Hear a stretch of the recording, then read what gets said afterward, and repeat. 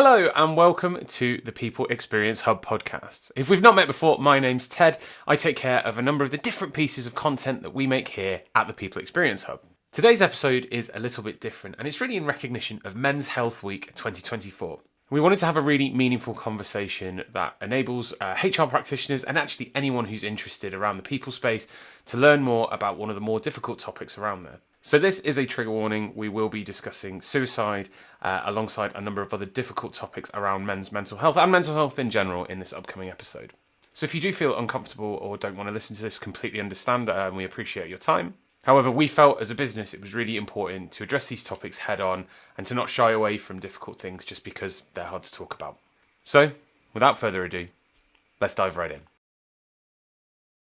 I like to start all these things with a bit of an intro because I think context is king. And I know you, like I said, from events days, the man who wears my trousers on events days. But Steve, I think like for those who haven't been as privileged as I to get to know you, would you mind just introducing yourself to our wonderful listeners? Yeah, no, absolutely. So I call myself the man behind the mask because we have a lot of men who are always wearing a mask and will often show you what they think you want to see, and that comes from culture and generational gender bias, and we have to act a certain way. And the reason why I say that is that I've had a great number of careers. So I was in the military for 13 years, and then I was in the fitness space, and then I moved into marketing. So it's been really weird that transition. So and some people, people who meet me often say, "Oh, you're really confident," and sometimes overconfident, and you're like the go-to guy. I've often been referred to as trench mentality. If there's a crisis, we'll deal with it. But behind the scenes, I'm far from that. From my time in the military and things that happened to me, I also have complex PTSD, and I have ADD, which I hide from everybody because it's such a because I take longer to do tasks, mundane tasks, and I do my best work the night before an event, and all those kind of things. And on top of that, I've got depression, and I've had depression for 35 years, and sometimes it's debilitating, and I've hidden that, and all of those things combined then resulted in me having suicide behaviors 3 times.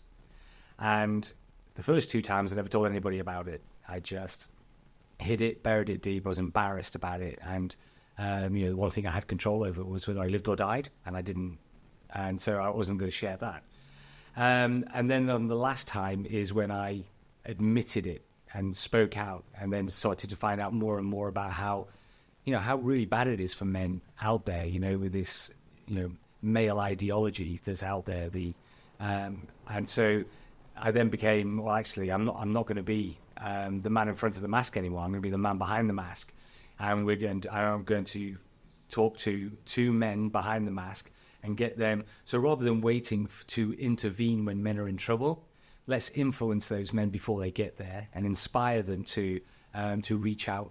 And talk about the issues that they're having. So, don't say this the wrong way. That's an amazing story. I find that I hear it too often, that the mask thing is really prevalent, and that people have then gone and had different behaviours around, whether it's poor decision making, drugs, alcohol, or as far as suicide. That seems to be the route. Why? What is it? What is it about masks that makes us put them up? Why are men doing it more than women? It's a gendered issue. So we do have a lot of so both sides to the coin. I want to be absolutely clear here that this isn't a man versus woman issue. No, of course. It is it's an us issue, and women have gendered role issues as well. We hear about women all the time, don't we? About how on one hand they want to be captains of industry, and society's telling them to go out there and do it. There's nothing stopping them. The glass ceiling, what's that? Let's smash through it. But on the other hand, they're also being told, well, be nurturing, be caring, look after your children, do all of those things. So they have those kind of plates all the time. That's right. But we talk about those issues more than we talk about what happens with men. So with men, we have a lot of generational gender bias. So coming down through the generations of men, be strong, be stoic, don't cry, man up, do all of those things, be a problem solver, be a provider. And that gets fed down constantly. And then when there is when there is a chance that you might be seen as vulnerable, we see that as a weakness, and we can't be seen as weak, so we put our mask up.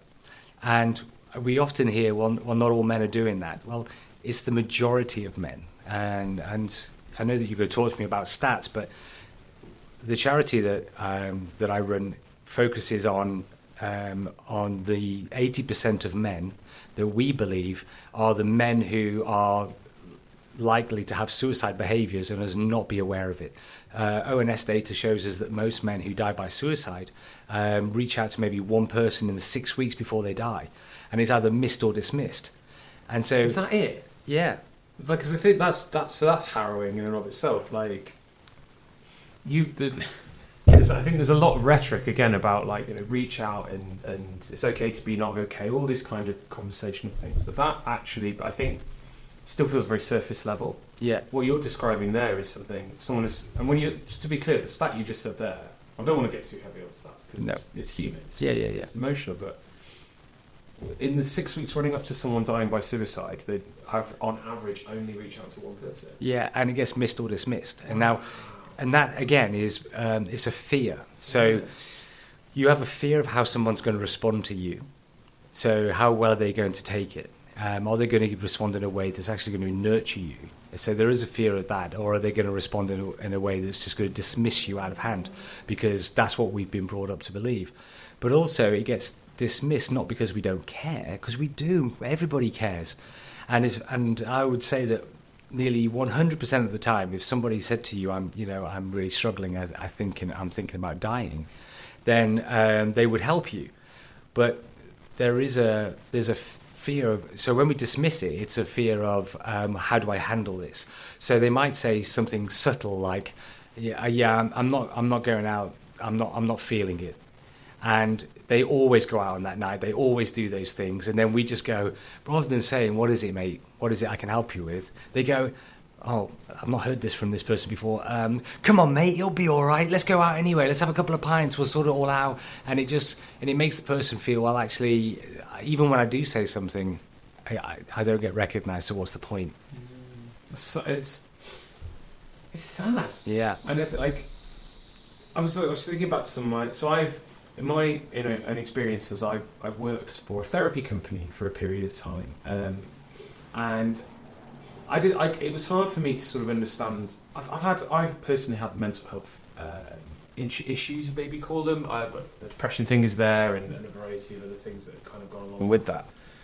But it's sort of, I've always been able to put the mask on very effectively. I remember going to an event when I worked at this therapy company, which was like a not even a networking thing. It was an opportunity to talk about the services we provide. And someone came up to me and said, I think I'm going to hurt myself today. And I was in marketing, right? I am not prepared for this conversation, so I go and find a therapist and we put them in a room, and it kind of it figured itself out in that way. But do you hear that a lot, that it sort of bleeds through into the workplace and maybe people are reaching out? So I was a stranger to this person.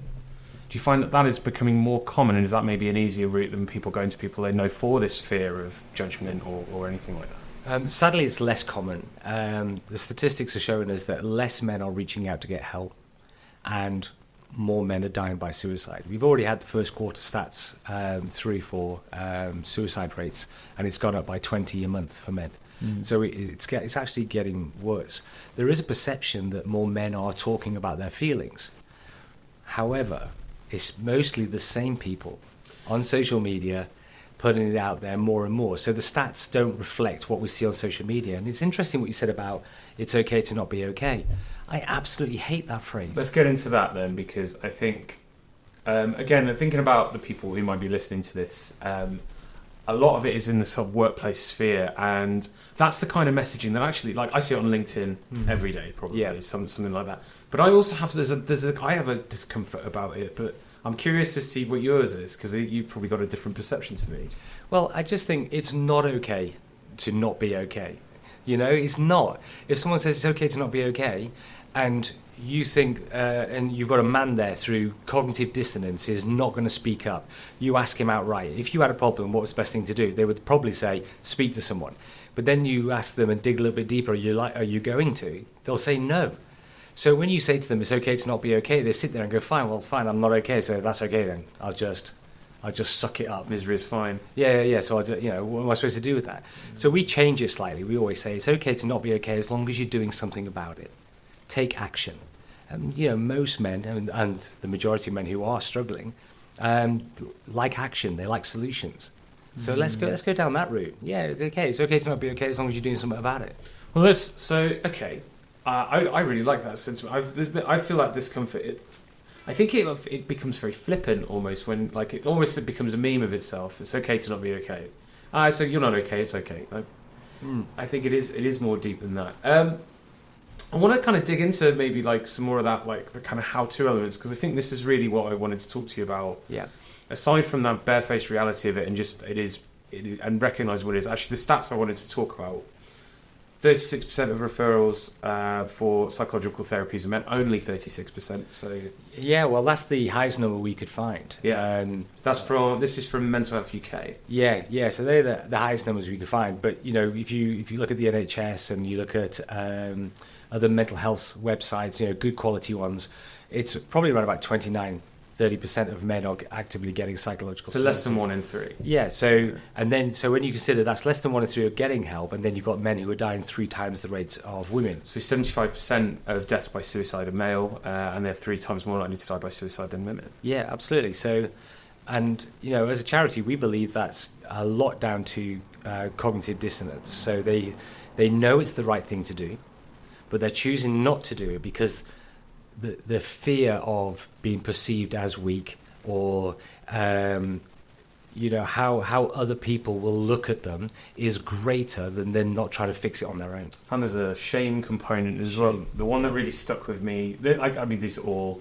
again, harrowing because it's real. It's not just like, these are not just made up numbers, right? These are very relevant to me as a male at work. 52% of people would be concerned, 52% of men would be concerned taking time off work due to mental health issues. That's so half of people won't say it. Yeah, and I bet it's higher than that. That sounds, because I work in what I consider a progressive business. I'm really proud of the things that we do here and the way we treat each other and the policies and procedures that the people experience have. Yet I know when I wake up and I feel crap and I'm miserable and like all my things are triggering, I still feel like I'm going to get judged a bit. And that's not to do with leadership or anything. That's a me thing. Yeah. That sits in with me. I assume, and I'm guessing that's... It's true. It's unbelievably it's prevalent. Perception versus reality. The perception, because of toxic masculinity and the what we were talking before about that gender bias. The perception is that if I tell my boss that I'm not feeling very well mentally, that I believe that my colleagues will be after my job, my boss will pass me over a promotion, I'll not get that project, and I'll be seen as weaker and not masculine. And we know the reality isn't like that, but that is the perception. And for those men, perception is reality. It's I guess this is all the things with mental health that lives in your head in that sense, like But it bleeds through into the real. I think this is where the behavioural stuff comes in, right? Yeah. When we end up going into very nice places, I guess. I want to rein it kind of around to, I think, so that's how to complain things. So we recognise it's very, very difficult. But I think when I think about, again, coming from having worked a bit in the industry and the wellbeing space, seeing all this stuff, there's a lot of conversation, there's a lot of rhetoric about we should be having the conversation. Yeah.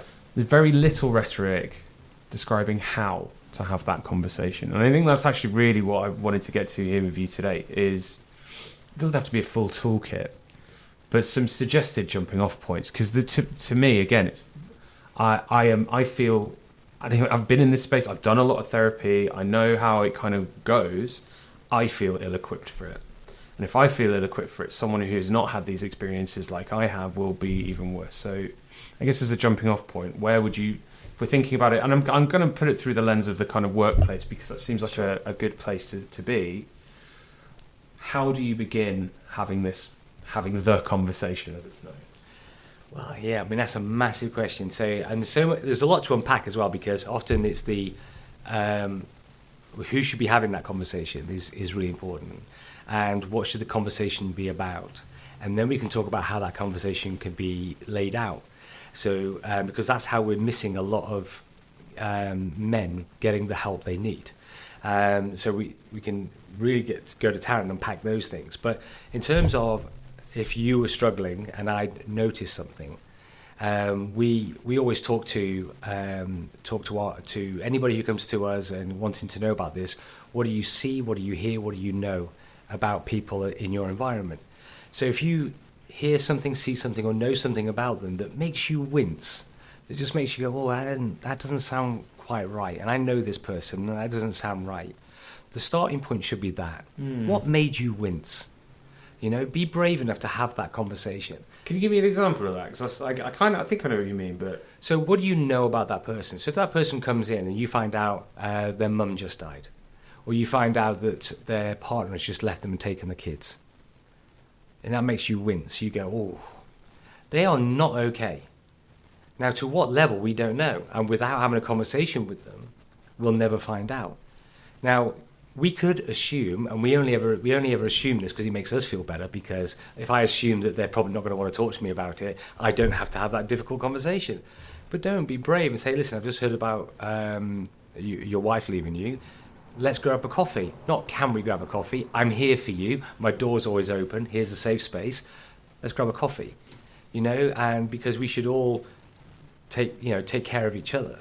But you might see that they start being, coming to work late. You know that they're always in the gym, but they've stopped training. They are being unkept. You're seeing differences that might make you wince about them, because it's differences in those people. And then you work with them, you know.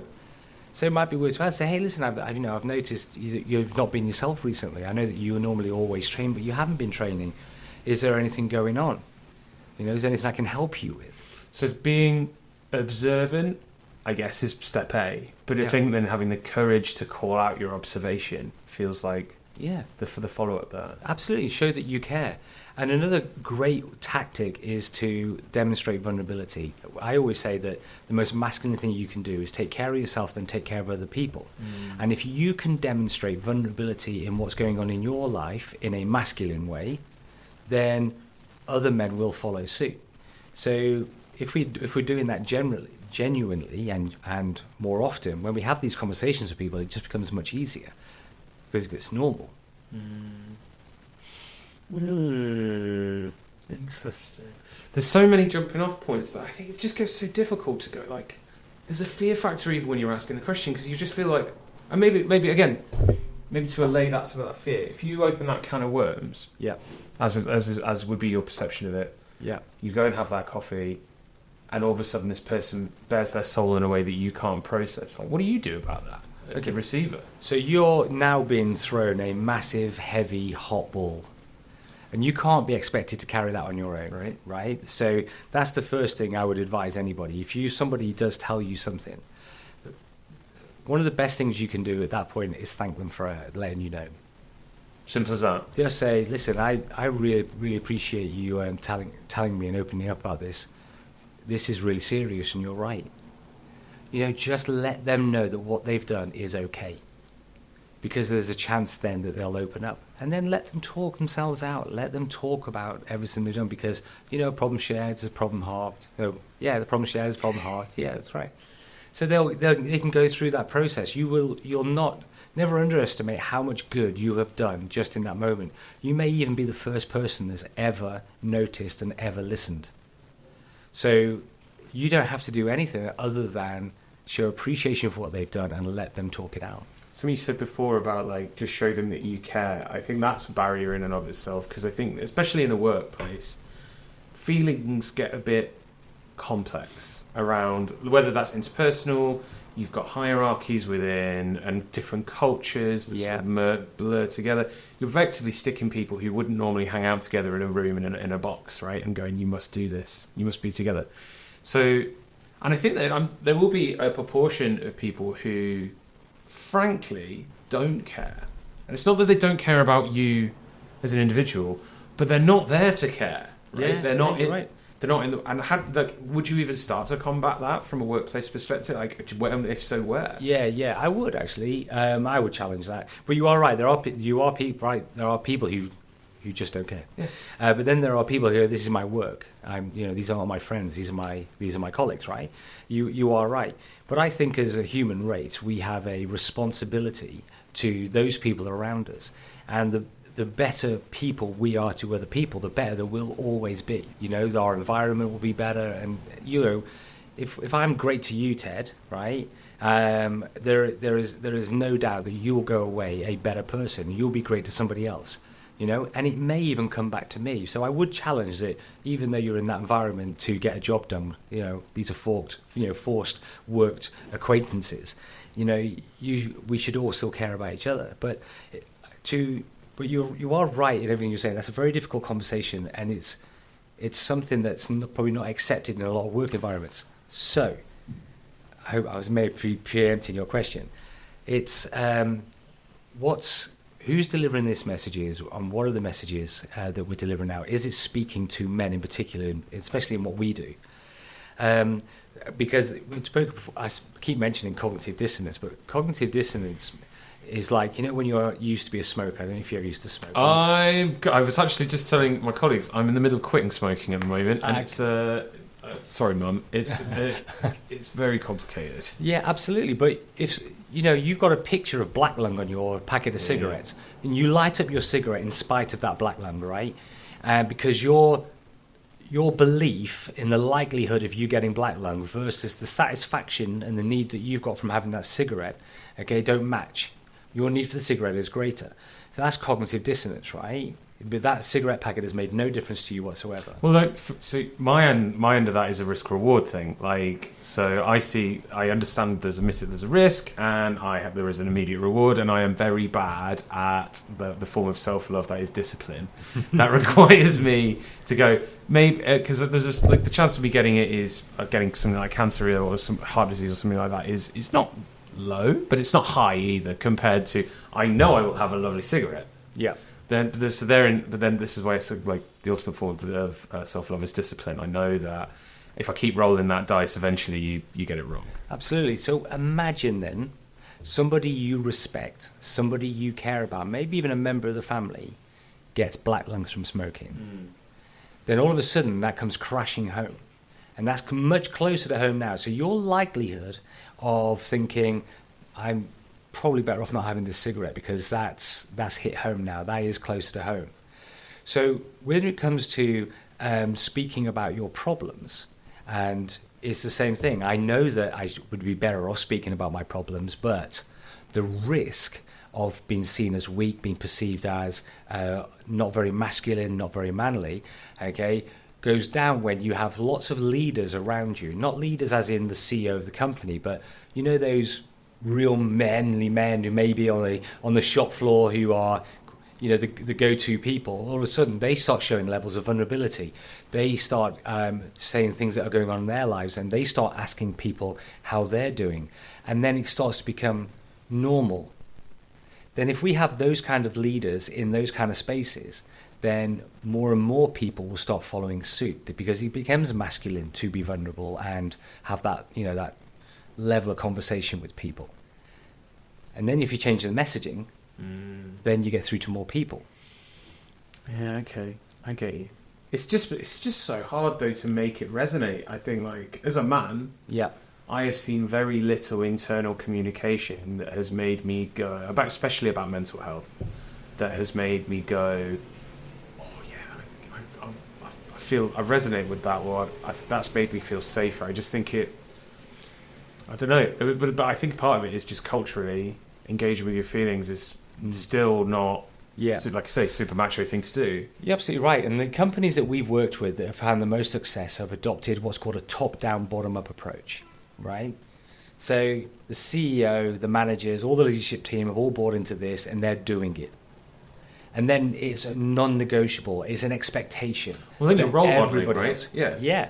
And then that goes down, it comes back up, and everyone's talking the same language. It's not a tick box exercise. It's not they've rolled out this piece that says everyone's got to understand that this is what we think you should do.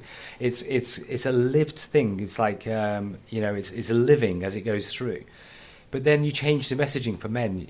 So unfortunately, everything gets brought under a mental health problem. Anything that we're going through is a mental health problem. Now, don't get me wrong. If somebody is thinking about is having suicide behaviours or thoughts of suicide, at that point, I believe that we have a mental health problem with that person. But everything that's led up to that moment may well not have been a mental health problem. It could have been a biological factor. It could be a gendered issue. It could be a current life events, past history. And then you have psychological factors, so that could be, depression, could be ADD, could be BPD, could be any of those things. But the other 4 things could all be overlapping, not dealt with, and then move into a mental health problem leading to thoughts of suicide. So when we're messaging men in this space saying, hey, listen, if you ever need someone to talk to, if you ever need some help, here's a phone number, phone the EAP. And then they'll say, well, what sort of problems are you expecting me to have? And they'll say, if you have any mental health problems. Well, actually, I haven't got a mental health problem. I've got a past history of gambling. My wife has left me, she's taken the kids. I'm getting into more debt. Now I've started drinking. So I've got all these other issues. None of them are mental health related. Who do I phone? Well, we all know it's the same number. But if you don't say to, most men are very black and white. It's either this or it's either this. Here's a problem. Here's your solution. So one of the companies we've been working with, we've been very successful with, is that we said, well, how do we communicate with men better? Well, we know that loneliness is a big problem for men. And so they put out on the back of the toilet doors a really simple thing, said, how are you feeling lonely? If you've got no one to talk to, we've got you covered. Did you know we provide you with this number? You can phone them anytime. Another one was about separation from family and debt. And they said, have you recently separated from your partner? Are you worried about money? Did you know we can provide you with this phone number? Now, it's the same EAP number. But it cuts to the message, right? Of right. The point. Yeah. So what they do is that we've helped them highlight what the main key issues facing men that could lead to psychological problems are, and then we've addressed those. I love that. That's actually useful. It's actually useful, right? Because it talks to men in their language. Yeah. It talks to them about what they're actually worried about, and then we've actually got their whole team, top down, bottom up, talking about those messages. So when you have that difficult conversation with someone, you can go, do you know there's a number on the back of the toilet door you can phone, right? But even if they don't go that far, the opportunity, it's kind of, you put your marketing hat on, the opportunity to discover a route to finding that has all of a sudden become way higher. You've got these, because okay, I recognise I've got this thing, or say it's debt. Debt would be really common. I used to work for a financial wellbeing company, yeah, and the challenges of people around debt are horrible as well. It makes me really sad when I hear these stories, because they're usually avoidable things, or conceptually avoidable things. Whether it was actual or not is a different debate. But you're right, the overlap between these different things. I've got crippling debt, which is triggering my anxiety, which is meaning I'm not sleeping, which is also causing me some additional, and my gut is on fire, and all these other things. Then you have to show up at work and put your mask on. Correct. And you see where right. One of the things I really, really wanted to talk to you about workplace. I call it workplace well-being, if you like. And you sent me, I mentioned it in the email I sent to you, and you sent me a very interesting response about, I wanted to ask you about mental health first aid. Yeah. I have a love-hate relationship with mental health first aid, which is not, it's pretty, I think is a bit uncommon in the space. I think it's very easy to stand there and say mental health first aid is great. And for context, I don't think it's evil. I don't think it's a bad thing inherently. I've seen, however, a lot of the people who sell it as a product, and I've seen the marketplace grow and evolve over the last sort of 8 years as the concepts of it change, and how it is sold has dramatically changed and gotten a lot more productized. But when I've seen all the statistics on it, so first off, I've seen all the statistics on it. Was it an Oxford paper last year that came out which said effectively it was ineffective. So the idea was for every pound spent on it, how many pounds saved, and it was incredibly poor ROI when it comes to well-being and mental health provisions. There is a problem with the framing of it as a first aid issue in and of itself. So as you were saying before about mental health having the stigma of it being, a bad thing or a condition or something. Yeah. First aid is literally let's put a plaster on it, right? You're literally saying it is a medical thing, not here's a program. But also I see the practitioners, and most of the people I know who've gone on the courses, they're very well intended. They really want to do good. Yeah. And so I have this like real dichotomy of like, I don't think it's working. I find it hard to imagine someone going through a process in a workplace of actually engaging with it, accessing it, taking value from it. But I don't want to shit on someone's parade, frankly, because I can also see that people seem to enjoy it. Like people who work in our spaces seem very passionate about it. And at its core, it is raising the profile of mental health in some capacity. However, I'm guessing you have a slightly more lined opinion on it than I might. No, I think in principle, the idea of having people in your organization who genuinely care about other people and want to help them with their poor mental health is amazing. But who does it serve? So this is where the problem lies. Organizations put it in place because it serves them to do it for two reasons, as I understand it. One, it gets to show the world and their staff that they care, so aren't we a great organization? But then it also says, well, actually, there's a chance I'm going to get a greater ROI on this because apparently if I invest £1 of my money, according to the Samaritans, you'll get £5.36, wherever it is, back on that investment. Because of absenteeism, presenteeism, retention, recruitment, Happiness, whatever you want. all of those things. So it serves the organization to do that. It's supposed to serve the employees because they then have a soundboard, they have like support to be able to get the help they need to, make them happier and then help the organization grow, right? So that's what's supposed to happen, but in reality it falls down. Because the people who then get trained in it, in most organizations, not all by the way, but in most organizations that we've worked with, what happens is these people get trained, then there's a big splash. Here's a massive poster of all your mental health first aiders. You've got a problem, you can come speak to these guys anytime and get the help you need. And then the splash dwindles out. Nothing else happens. There's nothing followed up with it. It's nothing else doing it. Every now and again, you see a social post going out saying, "Hey, we've got an organisation of this size. Did you know we've got this many social mental health first aiders?" But again, like you said, it is first aid, so it's intervention. They are waiting for a crisis to happen to somebody, and then they've got to hope that the person with the crisis comes to them and asks for help.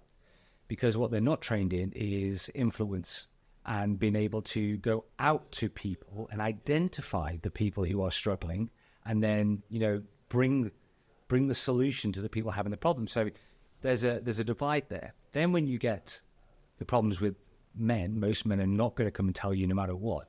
They certainly don't want to be seen talking to those mental health first aiders just in case everybody picks up on... Well, this is it. And this is always one of my problems with it. It's like, if you think of it as a mechanic, or as some kind of mechanism, you've got... The trigger is someone has to go and physically approach. Now, you may be able to do it over Teams or Slack or whatever, sure, and keep some level of anonymity and privacy around it. But it's hard enough to reach out, I think, and it's hard enough to have a conversation with either someone you know or someone you don't know, right? There's maybe feeling of the two polar opposites there. But this is someone directly in between, who you work with, who you might not have had a lot of interaction with before, but kind of know a bit. So you don't really understand their social circles, their hierarchy, their culture, and where they're coming from. Yeah. And you were sort of expected to go, "Oh, I'm having a thing." Yeah. No, absolutely. And I just can't see it.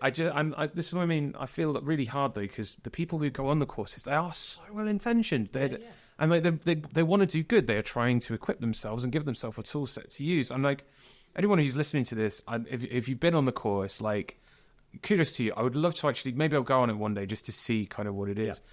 I think the other, maybe though, the big flag, and I think this touches on what you were saying before, it's not about businesses ticking these boxes and showing that they care is radically different to actually caring. Yes. There is a gap there. And I think there is and we see this with employee listening. That's what we do for work, right? We help companies listen. And a lot of the time people want to talk about how they can communicate so people feel like they're being listened to. And I was like, well, the first step is actually listening to them, And I think it's in that sphere, how instead of just going, we care. We really value your mental health. Show it, do it, create policies around it. Yeah. Do more, like, it's not yoga. It's not beanbags in the office and beers at 5:00. It's not pizza Fridays. It's actually, well, so if it's not those things, if you could, we're coming towards the end, I guess, but to summarize what you think are good, it'd be interesting to hear your perspective on what a good workplace mental health program would even look like. Okay, so that's a great place to finish. So I'm with you. I think everybody who goes on these mental health first aid courses are really well intentioned, and they're often the most caring people in that business, but they're also often the least influential people in that business. So if it's gonna truly work, an organization has to change the culture of behavior around caring about people's mental health. So again, top down, bottom up. So we have to have influential people being vulnerable and talking about all those right things that they genuinely care about, and then putting systems in place that actually make a difference. So talks the right language. So when we're talking about men, are we talking about the issues that men are really having? And then are we talking about it in a language that they accept? So it's not all fluffy and airy-fairy and everything else like that.